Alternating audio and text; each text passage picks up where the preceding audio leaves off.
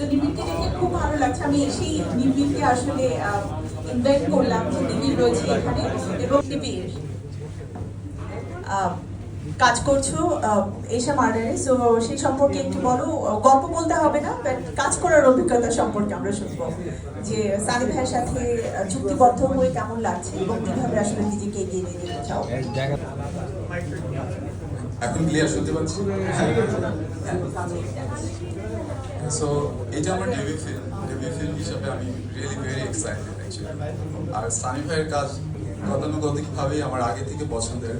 আসলে আমাদের বাংলাদেশে দেখা যাচ্ছে যে অ্যাকশন থ্রিলার বা সাসপেন্স নিয়ে যে কাজগুলো, আমার সাথে যারা আছেন শ্রদ্ধেয় সব আমাদের সিনিয়র অ্যাক্টর এবং অ্যাক্ট্রেস, আমি আসলে রিয়েলি প্রিভিলেজ যে এমন একটা জায়গায় সবার সাথে বসে কথা বলছি এবং একটা জায়গায় অভিনয় করার সুযোগ পাবো।